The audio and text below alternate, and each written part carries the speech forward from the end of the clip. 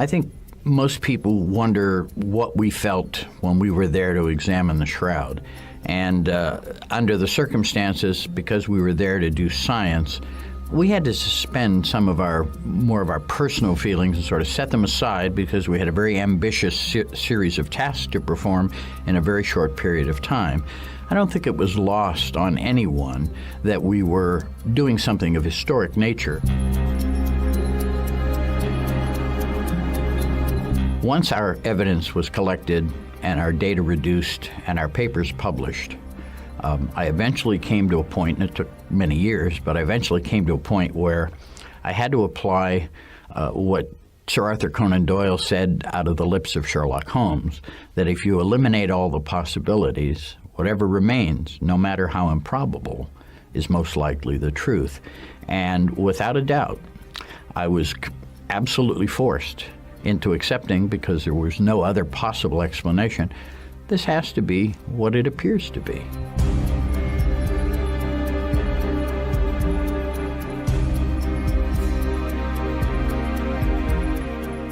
People often ask me, does this prove the resurrection? Or is this evidence of the resurrection? Now, that's a real problem for somebody from the scientific background, because resurrection isn't something we can go into a laboratory and test. We can't go into a lab and decide, resurrect people to see what kind of images we can make. So resurrection becomes more a test of faith than science. But I always point out the shroud did not come with a book of instructions, so the answer to faith isn't going to be on that piece of cloth, but more likely in the eyes and the hearts of those who look upon it.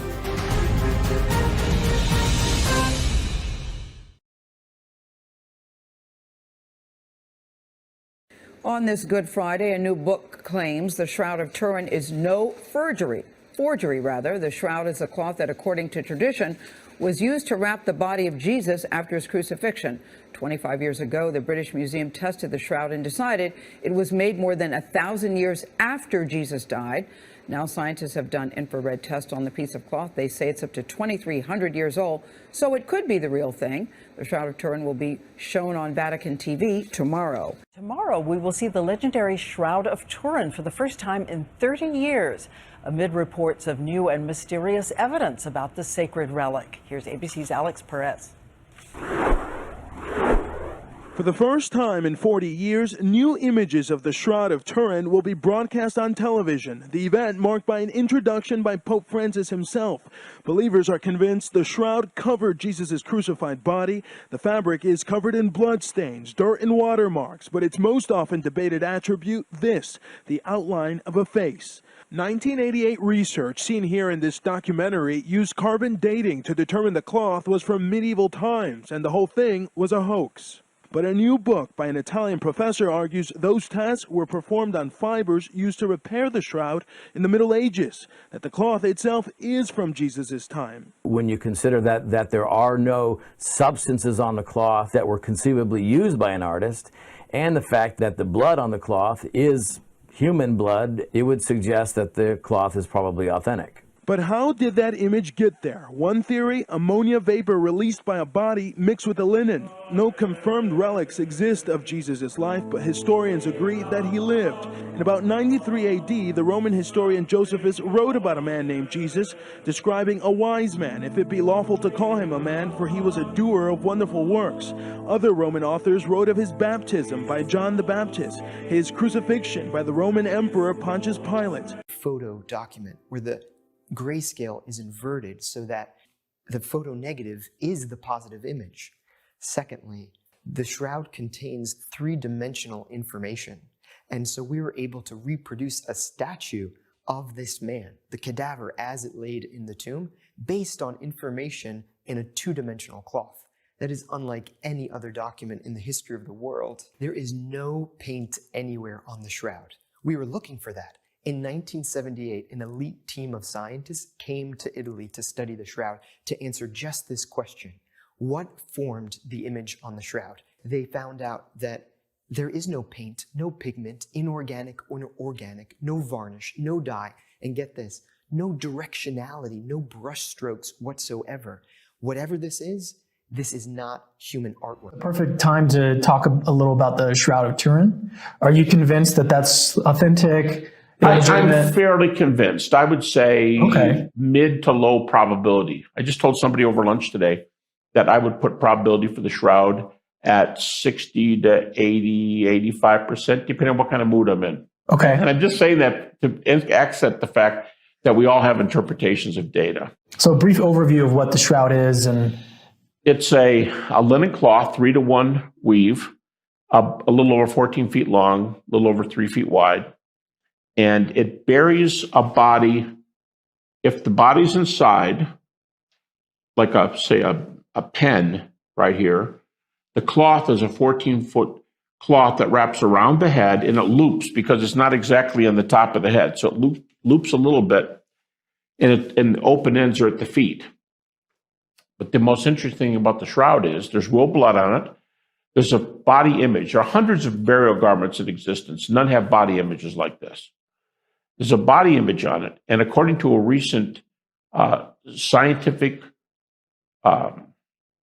let's say, conference in Washington, state of Washington, every scientist, over a dozen, who responded to the comment of what is the image on the Shroud made of, they all, I understand, all came to the conclusion that the image on the Shroud is because of radiation from the dead crucified body underneath.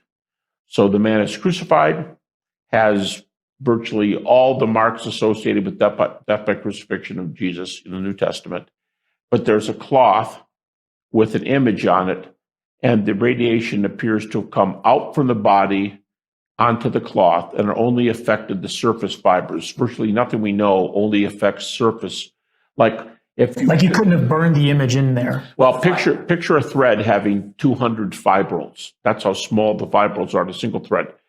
The image area is like on 1 or 2 fibrils deep on top of a thread. So whatever made the mark is very, very shallow. So it's not paint, dye, powder, foreign substance on the Shroud. There's no foreign powder, I guess, would have gone deeper into the. Even powder would, but there's no substance that you can put on. Let's put it this way: you can't fake the Shroud today. A guy said to me, even today, with all of our technology. That's right. A fellow said to me, just talking to him just the other day, he's a PhD physicist who deals with dating, and he said, and don't give me the argument. He's a Christian, but he said, don't give me the argument that we can't explain the Shroud because that's just nothing. There's a lot of things we can't explain. So we can't explain the pyramids. And I said, yeah, but there's a little bit of a difference here. You can make a pyramid today. You cannot make the Shroud of Turin. What does the Shroud of Turin, what does the cloth look like up close? You know, one of the questions I get asked a lot is, well, what does it look like when you're up there and close to it? And I'll tell you something. You know, my first impressions was, this is in way too good a condition to be this old. That was my first impression. And people, skeptics particularly, have said, well, there you go. There's proof that it's not that old. And then I thought about it and I realized, why don't we have this mentioned in the Gospels, except maybe in 1 or 2 places, but not with an image on it or anything else? Well, you've got to remember, first of all, this had blood on it. Jewish law forbids that, leaving the grave or even touching it. Okay? Now, imagine now if it's not only got blood, but an image as well. You couldn't say that. You couldn't step out and say, look, because there were iconoclasts that would want to destroy it. Not only that, you'd be punished for taking this cloth that's supposed to be in a grave and handling it and taking it out of the tomb and with an image on it. So they had to keep it a secret. I mean, they might have been the next one on the cross if they came running out of the tomb going, look what we found. I don't think that was going to happen. And one man said to me, Mr. Schwartz, does this image violate the second commandment? So now I'm standing there, and I went, second commandment. So I thought about it for a moment, and I said, well, sir, I said, our team did the most in-depth scientific study, and we were able to determine that it's neither a painting, nor a photograph, nor applied by the hand of a man.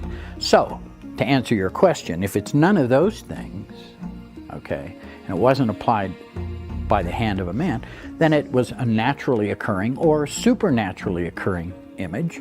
Perhaps God did it.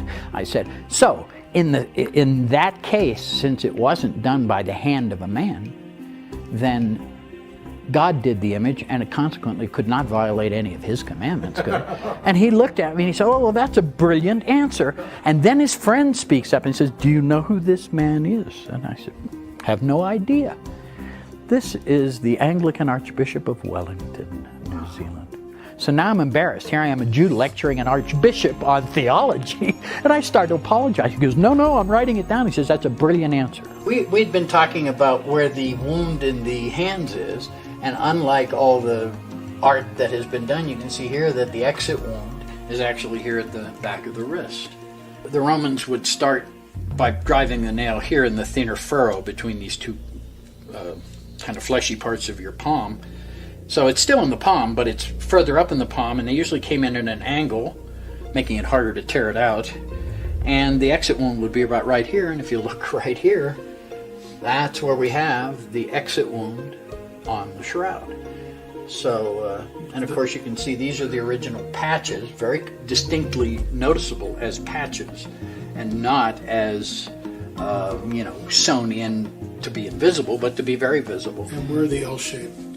The L-shaped burn holes, let's see if we can find, on this half of the shroud are the smaller ones, and there's one, and there's the other. This is the fourth level, and this is the third level. If you were to look at the dorsal view, you would see them more distinctly, and I can show that to you on that replica over there, and you can see. Scourging marks are just... And you'll notice scourge marks on his chest, on his arms, on his legs, not just the back, but if you're whipping somebody and they come around, they come around and hit you in the front too. So you have all these things that, there's no way some medieval artist could have even thought of these things, let alone create an image without paint or photographic emulsion. We're here with Dame Isabel Pixek in her amazing studio, which is, it has a sense of reverence to it that is overwhelming when both Richard and I walked in. It's a pleasure to be here, an honor to be here. Why do you think the Shroud of Turin is not a painting? It cannot even be denied. The shroud cannot be a painting because it breaks almost every rule of nature. And when natural law is broken, that's it. And let me tell you why. Everybody, every layman thinks that a painting is paint particles on some surface. No. It is paint particles tied together by some kind of liquid, and that goes on the surface, and as long as that liquid is completely continuous, you see a continuous image, and that is a painting. The minute the liquid is hurt, missing, parts of it missing, or entirely missing, it cannot be a painting because it is against natural law. So as long as you see a continuous image, you have to have an absolutely intact, continuous paint film.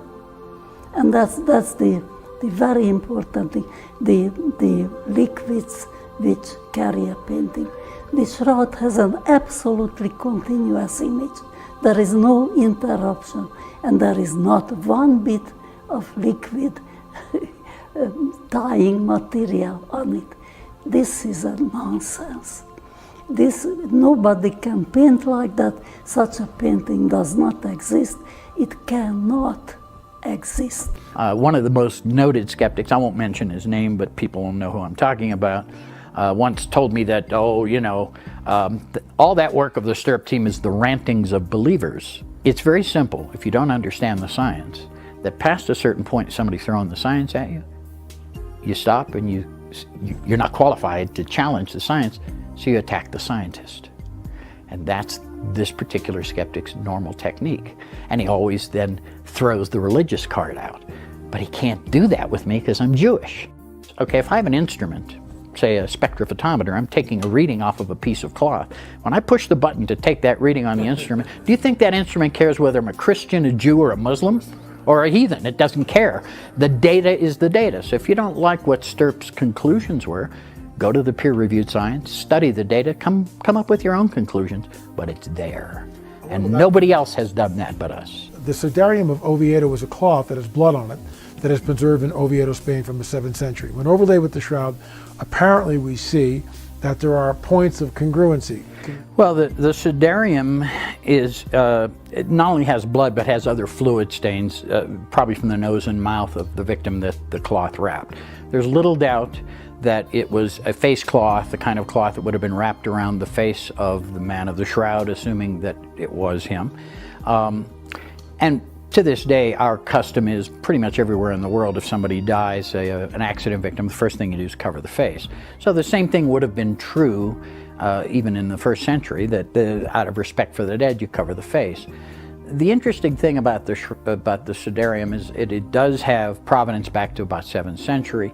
It also has these blood and fluid stains that, when compared to some of the blood stains, particularly those of the back of the head on the shroud, there does seem to be a very kind of congruency that does exist. I don't know about the number of points, and I don't know that using a technique usually applied to fingerprints is appropriate for image analysis. You mentioned on my radio show that a £1 million donation was given. Tell us about that. I guess the real irony of the whole carbon dating business, since we're talking about it, is the fact that after the 3 laboratories ultimately did their testing, published their results in Nature, a radiocarbon article, Oxford Laboratory received a £1 million, British pound sterling, anonymous contribution for debunking the shroud. Interestingly enough, Dr. Tite, who was from the British Museum, left the British Museum, came to Oxford, and some of that money built him a nice lab at Oxford. And look, you know, if the order of events is as I've stated them, and that happened after the fact, then okay, well, so be it. But when did these 3 labs find out that this contribution was coming?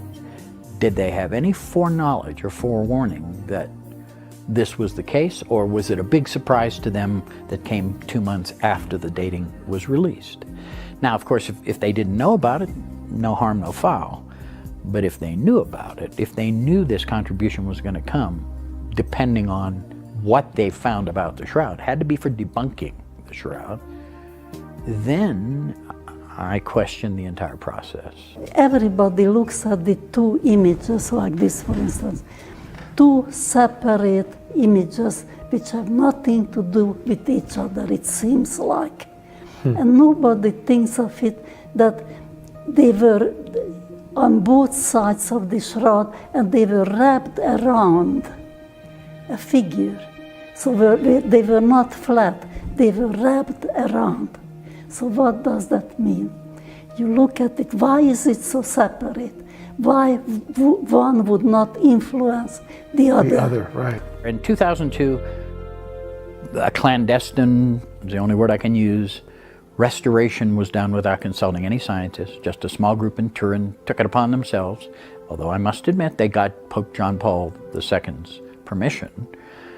But I'm not too sure that by then John Paul knew what he was signing, or even if he signed it, or perhaps the Secretary of State might have signed it. So it was done ostensibly with his permission. And they removed all the patches, and they removed the backing cloth, and they scraped all the burned stuff away, and they vacuumed it, and they used steam in areas to get some of the creases out. And it's now 7 centimeters longer. And they virtually eliminated the possibility for a lot of science.